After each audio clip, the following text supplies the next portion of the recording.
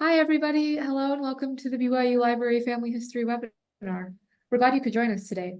I'm Olivia Tuller, and I'll be your host for this webinar. If you have technical difficulties during the webinar, please use the chat box and I can address your concerns.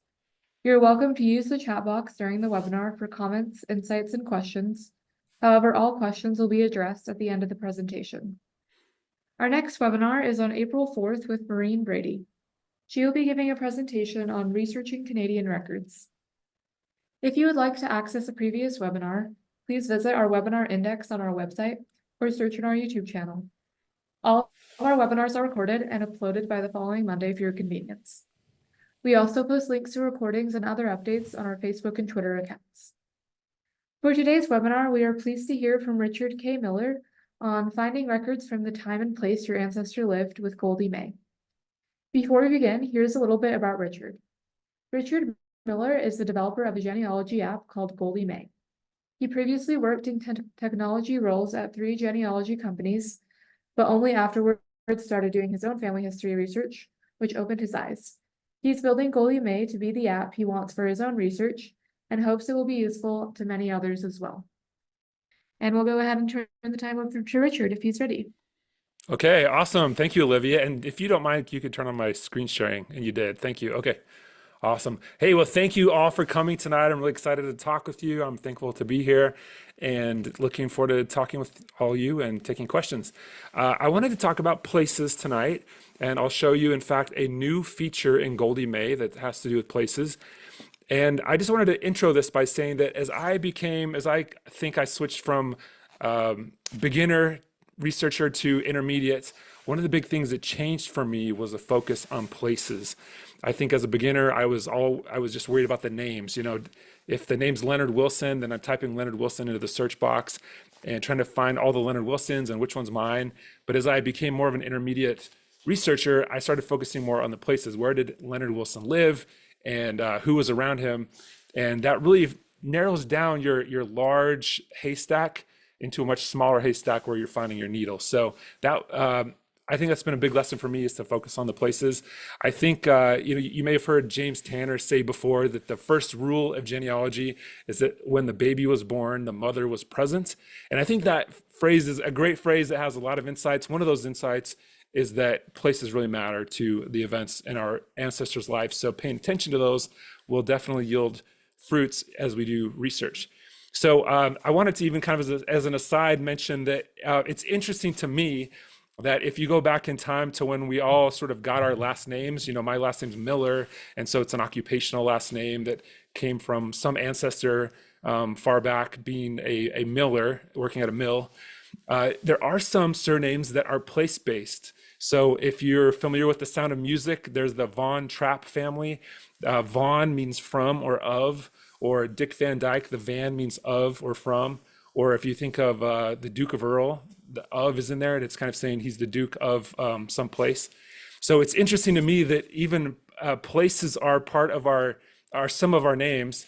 And so if I were to think about my ancestor, Leonard Wilson, as not just Leonard Wilson, but Leonard Wilson of Canada, or Leonard Wilson of Adair County, Iowa, that really narrows him in the same way that those names in the past narrowed us into the right person. So with that intro, I'm going to share my screen. And if you are brand new to Goldie May, you can learn more about Goldie May at goldiemay.com. There's a place here to install it into your browser. So it's a browser extension and a service, a software service. It has both paid and free features. I'll go over some of both of those tonight. But the idea here is that you click on the install on Chrome button, and then you'll click add to Chrome. It'll say add to Chrome right there. And then as you click add, you're going to see this little black G appear at the top right of your browser, or it might be hiding under the extensions menu. But you'll click the G and sign in with your Family Search account. And now you can access the various features of Goldie May. Now, I want to make the point too that while this is a freemium product that has paid features, all of the paid features are available for free inside the BYU Family History Library, as well as all family search centers around the world. So if there's a center near you, you can go there, open up Goldie May, and you'll see all the paid features there for free. So tonight, the feature that I want to show to you is a catalog. You'll see this in the main menu as of right now. you'll click on catalog, and this is my attempt to bring all of the different collections of the big genealogy sites into one place. You may have used the catalog before where you go to the family search catalog or the ancestry card catalog, and you're searching for a certain place like Adair County, Iowa, and you're trying to see what records are available for that time and place. Well, I've pulled all of those different catalogs, most of them, and I'll get into details, into Goldie May. So you can come into this catalog and start typing a place like Adair County, Iowa, and you're going to see different providers that come up. So these are the listings from Ancestry, Genealogy Bank, newspapers.com, Storied, and these are the various resources that are available on those different sites. So it kind of looks like a travel website in a way, right? Where you put in a flight from this airport to this airport, and you get back, which airlines do you want to fly on, et cetera. You can choose that maybe you want to just look at Genealogy Bank right now, or any of these combination of newspapers or other sites that you want to look at. So you choose the filtering the way you'd like. And then if one of these looks interesting to you, then you'll click on it, and that will take you over to that provider's website where you can run a search in that particular newspaper or collection for that particular place. So the idea here is that instead of just doing our big name search across the big sites, we're going to focus in on the places where someone lived and then be targeting our research. Now, this kind of search tool works at all the different levels of jurisdiction. So if you're looking for something at the state level, like Nevada, you can type in Nevada. It's going to return the collections in order of sort of the maybe highest priority collections to the lowest. People can disagree about the order essentially, but a lot of people say the census records are your backbone of your research. You want to find your person in every census record that you can. So you'll see census records at the top. You'll next see birth, marriage, and death records, vital records. And as you scroll down, you'll see the different kinds of records: newspaper, land, probate, etc. So this is a way to just stay really focused on the place, and then also not have to go to the different sites separately to see what they have. Every site has different coverage of different areas. So by bringing it all in one place on Goldie May, I'm wanting to help you not have to jump around to find what's out there. Do your searching here to find out which site has which collection for your area, your time and place, and then you can start your searches there. Now, I want to point out too that this list of providers will vary based on your search. So if you type in something like Utah, one of the providers I have here is Utah Digital Newspapers. This is a website hosted through the University of Utah that has really great coverage of lots of newspapers, historical newspapers in the state of Utah, all for free. So if you were to sort of narrow down to just that site, you could see lots of great resources for Utah, all these different Utah newspapers. And so this is an example of how you would see all the specific collections in specific areas. Now, let me show you, for example, too, that if you type in Boston, you're going to see American Ancestors come up. That's the New England Genealogical Society. They have really good coverage of New England. So if you type in Boston, they're going to come up in the results, and you can see what they have. Similarly, if you type in New York, it's going to pull in the New York Genealogical and Biographical Society. So you'll see their results as well. And so over time, I'll be adding more and more collections to this catalog. So you can use this as your jumping off point to see what things are available long term. This is kind of, I'm calling this a beta. It's basic right now, but over time I'll be adding year ranges, so you can dial in on a certain time period that you're looking for, or you can also, you'll be able to filter by type of category of the type of thing you're looking for, and different kinds of filters like that. Right now the search box is just kind of a plain text search, where if I type in Las Vegas, it's just using the word Las Vegas to look for matches. It's not asking me, do you mean Las Vegas, Nevada, or do you mean Las Vegas, New Mexico? It's just returning both.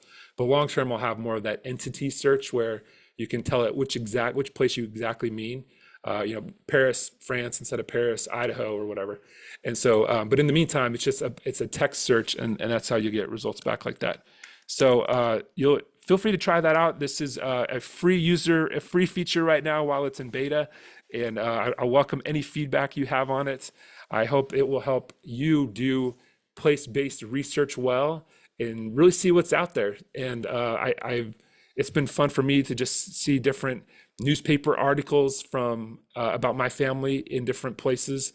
And so I think as you kind of dial into the exact places where your ancestor lived, you'll be able to really find great resources for that place. So that's the new feature, and I'll be happy to take any questions about that at the end of the webinar. I wanted to show you a couple of other place-based features of Goldie May and see how those can help your research. And then you could try these out at the BYU Family History Library or a Family Search Center near you, or sign into Goldie May, goldiemay.com, and install the extension from home. Okay, so another thing I wanted to show you is that in the subway map, this is as a little bit of review if you're new to this, the subway map is my my timeline of time and place. So as I pull up a certain ancestor, let me pull up Leonard James Wilson. This is going to plot the places he lived and the years of his life along the two axes of this graph. It's based on the data from the family search tree because I pulled him up on the left. So it knows that I'm looking at Leonard, so it's going to graph his life. And these white dots represent the points from the family search tree, his lifetime. So as you hover over these, you'll see the different little description of each event in his life. And we can kind of trace his life from Canada to Illinois, Iowa, and so on. Now, one newish feature, since now Goldie May now has the collection titles of all the big newspaper sites in genealogy.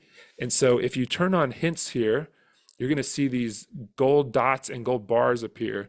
I've talked previously about the gold dots. These are census hints. And so if we know that Leonard was living in Canada, or was born there, and then at age 20, he was living in Illinois, we don't know where he was during that 20-year period, but these gold dots indicate where he might be. So if he stayed in Canada, he might appear in this 1842 Canada census, or if he went to Illinois earlier than we currently know, then he might be in these Illinois state censuses or the federal census of 1840. Now, he's 10 years old, 5 years old in this time period. The census may not mention him by name. It may mention his father as the head of household or his mother. But these are hints for us to track down where was he in this intervening time period between the 2 points we know. So the gold bars, on the other hand, are newspaper hints. So this is showing that he lived in Polk County, Iowa, and at the same time there were several, maybe a couple titles of newspapers running in Polk County, Iowa at that time. So these very likely might contain information about our Leonard James Wilson if he was living there at that time. This is really especially true in small communities. If there's a newspaper that ran in your ancestors' small community at the time they were there, there's a really good chance that it would mention that they had dinner with so-and-so, or they, the small details of their lives would be in the newspapers. So just by knowing that you're looking at the time period when your ancestor lived in a place and these newspapers ran at that time period, you get a really good chance of finding them in the records. So this is a newspaper coverage tool. That's the way we talk about it. And this will show you which newspaper covers your ancestor at that time and place. If I come down here to Madison County, Iowa, then I can see what newspapers ran in Madison County, and it just kind of varies on the provider. So that there's an N icon is newspapers.com. The red one is storied.com. And so I can just click on that link to launch a search for Leonard into newspapers.com in that particular newspaper. I need to be signed in. So whether you have an account at home or you're using a newspapers.com account at the library, that would be a great way for you to just check each of the possible hints for your ancestor in those places. And so if you were wondering, I want to get some kind of newspaper subscription sometime, which one should I get? Goldie May would be a good way for you to check that, because you could pull up an ancestor of interest that you're working on and then see which provider provides the best coverage of the areas you're working on. And similarly, if you come into your let me pull up my family search tree. Go to tree, and let me pull this over like this. One feature is that if you're in Goldie May, you can just click on one of these people in the tree, and it's just going to draw whichever one you clicked. And then you can immediately see those gold bars for hints. And here, this is Bert Wilson living in Utah. So that yellow icon, the Utah Digital Newspapers collection is really good. I can just click through and see for any given ancestor who's got great newspapers for that person and run searches that way. So the big three sites, newspapers.com, Storied, and Genealogy Bank are all in here. I have some of the digital collections of the Library of Congress. This is called Chronicling America. And over time, I'll be adding more collections to Goldie May, so it can become a better and better way for you to decide which collections are most relevant or helpful to you as you're researching your family.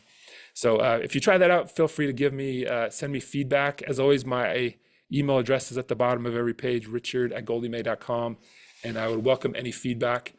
Also, at the bottom of every page, there's a link to videos about that particular feature.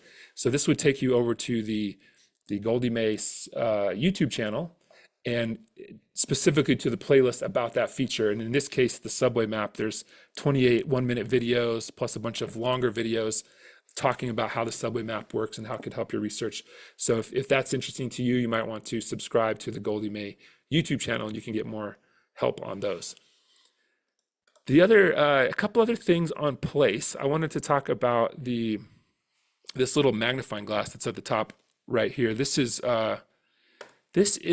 predates the catalog that I just talked about tonight, but it's another way to search for places. So if I can type kind of similar searches to before, Las Vegas or Nevada, and pull up different resources. I could also type a different, by provider.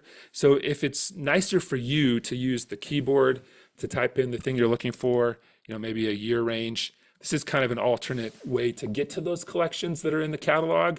Especially if you know what you're looking for, I want to open up a 1950 census search. Here are the 5 providers that will let me do a 1950 census search, so that I can open up any of their collections. If you know what you're looking for, that's a great way to go. But if, on the other hand, you are, exploring, then I think this is a really good way to do it. It's going to the catalog, and then you can play with some of the dials and see what's a good fit for you. So that's the kind of, this command palette is one alternate view to getting to place-based resources in your research. Now, I want to point out too that there are collections. Let me go to family search and catalog, and let's go to catalog. Let's go to records, and we're going to scroll down to collections. Now, this collection list of 3,300 or so collections is the list that I have in Goldie May. So if you weren't using Goldie May, you could come to this collection list and type in Las Vegas and see what they have, or you could type in Nevada, see what they have. A lot of these, I believe most of these, maybe all of these, are going to be their indexed collections. They may or may not have images. A lot of them have images. They may or may not have images, but they're going to be indexed. But beyond these 3,300 results in the Family Search collection list, there's far more content on Family Search that is not indexed.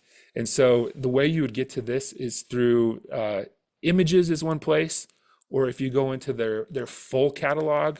The full catalog is sort of like when you went to the library as a kid and you type into the library catalog a certain book you're looking for on dinosaurs, and it gives you the list of books about dinosaurs. This is that kind of thing where if you put in a place like Dare County, Iowa, this is going to give you back both the digital searchable collections on Family Search, but also different physical books that are in the Family Search library, as well as digital books online. So this is kind of the full catalog here. So you definitely want to check that as well for any of your research. The other thing that is important to check when you're searching for a specific place is the images. So if you come into search and images, this is going to be images that are hot off the press. They're being scanned by missionaries and volunteers around the world. And so if you come into here and type in a place, and let's do Adair County, Iowa again, you can see if there's any images that haven't even really been cataloged or haven't been indexed, and you can just see what's new there. So if I pull this over Sometimes you'll see a capture date, and that's kind of fun because you'll see that this was captured just a year ago, 2 years ago, 6 months ago. But you can see if there's anything else for Adair County, Iowa that you didn't see before that might help you. So if I were looking for probate records in Adair County, Iowa, I could come in here, click images, and then I can, I can't search this, but I can scan through these one by one and view these. With the new announcements at RootsTech, I think it's going to be more and more likely that more of this will be indexed by AI and will be more easily searchable. But in the meantime, you can come into these different image pages and look by location for more records that will be helpful to you. And that kind of gets to the point that if you were only looking by names, there's just a whole world out there. The bottom of the iceberg isn't available to you if you're only searching by name. But if you're searching by place, then you're going to find a lot more. And for a convenience, if you're in Goldie May and you come in here to Adair County, Iowa, I'll type Adair, Iowa. Say you scroll past all these resources and these aren't the ones that will be helpful to you. You can come down here and this will say, would you like to rerun that Adair, Iowa search on any of these other sites? So you could click Family Search Wiki, and that's going to pop open the Family Search Wiki and pre-populate it with the words Adair, Iowa. And then you can jump into that Adair, Iowa county page. And similarly, you can go through and just do searches for Adair County, Iowa. Let's see, Adair, Iowa, in the various other options. So say you want to search for Adair County, Iowa in images. I can come here on Family Search Images and hit enter. That will do that same search that I had just done before as a convenience to kind of get you in all those places. So this is my plea and my to have you focus on places as you're going. Now, the subway map is intended to really help you with that place-based research. And I gave you a taste of that here because we were looking at Leonard's lifetime here. But this gets more interesting if you look for anomalies in your research. So if I go back to his father, and let's go back to his father, I'm just going to look for kind of interesting patterns in the data. Sometimes we'll see a zigzag in the line. So for example, here, this green Hugh Wilson, he's living in Adair County, Iowa, and he goes back to Canada and then comes back to Iowa. So if I didn't know the story already, I would want to know, wait, did he really go back to Adair County, Iowa? Or sorry, did he really go back to Canada? Or did we accidentally attach a Hugh Wilson to this family search profile that's for a different Hugh Wilson living in Canada? Whenever I see that zigzag, that's the possibility that somebody's misattached and we need to fix it, clean it up. But in this case, I do know that he went back to Canada. He was remarried late in his life, and the records seem to line up. So that's not a problem. But I like using this time-based method to look at things and make sure that things are lining up well. As in kind of, pretty typically, the farther we go back, the more likely we are to see spotty data, which is true generally. But I think that the subway map could be really helpful to you as you decide whether the places line up for your family. And I recently, a few months ago, opened up, it was William Wilson actually. I opened up William Wilson's profile, and he had a really strong zigzag where it said he was living in England, and then he's in Canada, and then he's back in England. And it was in fact the example that I always used to show that zigzag pattern in the subway map. Well, I had previously merged the wrong person into him, and I just didn't pay attention well enough to the places. And so I was able to correct that, find it and correct it and reverse it. But it was Richard as the beginner that merged it, and based on the names lining up, and it was Richard as a more intermediate researcher who fixed it by noticing the places didn't line up. And so I think as you get into your research, you're going to find that paying attention to those places really helps. Okay, so let's see. I wanted to just show you one last thing under projects. If you come into projects and you say, let's suppose I'm looking for the parents of Leonard James Wilson. I could put in a project title here, and I could put in people's names here as my subjects. Like I'm going to be looking for Leonard, and maybe I want to put in his wife's name, Jeanette. You could just type names like this as just a reminder to you that these are your research subjects. But as an alternative to this, Let me just remove these names. You can also put in the family search ID for a person. So if I grab the ID and put it into this box, this will pull in his name and his picture, and that's convenient. If I open this, then I'll see information about his spouse, his children, his parents. I could easily jump over to any of them. But importantly, it has these place segments highlighted. So for his birth was in Sharon, Ontario, Canada. If I hover over York County, it will offer to open the Family Search Wiki or Family Search Catalog for York County. So then again, this is saving you some typing time where it will directly go to that county page, and you don't have to go to the Family Search Wiki separately and type it in. And so this is a great way to get familiar with different places if you're researching for the first time in those places. At the at the province level, the state level, there's going to be more options, and then at the country level, there's even more options. So if you're in a new country researching, the counties of England, which I don't know well off the top of my head, then this is a really great way to find resources about that place. So you can hover over any of these places and see those links to place resources. And similarly, if you come over to the Places tab, then you get not just the birth and the death place, but really all the places where he was known to have lived. And you can kind of come through one by one and find different resources for those residence places. So that is that's how you could use that person thing. And if I were to open up let's say we're kind of looking in the Putnam, Illinois period of his life, I would open up the Putnam County catalog, and I would want to see, what resources do we have for that county? There's a task list at the bottom of the project, and I could manually type in the different tasks that I want to look up. Like I want to look up, I want to look up land and property and see if he owned any land at that time of his life. But alternatively, I could also click on these links over here and say, okay, I want to look in these land and property records for him. I'm going to right click on this and choose Goldie May and create task from link. Instead of me having to type it, it's going to drop that link and title into my task list. And then I could kind of build up my task list that way by doing this repeatedly. And this sort of forms my research plan. So I don't need to go down the rabbit hole first of just looking at one collection first and figuring out if it's a match and then coming back. Instead, I could systematically go through each of these Putnam County resources that I know or want to know and add them to my list, and then start going through the list one by one, and then I can mark them done as I go. And this works not just for Family Search, but for Ancestry, for really any website on the internet. So if you find something through Google that's about, an Illinois type, Illinois specific website, you could, right click on it and choose create a task from the link, add that to your list, and that can be your research plan for working on him. So that's one more way that you can be really focusing on places. Now, if you come across one of these resources, say you come into here, let's see if we can find a good example of one of these.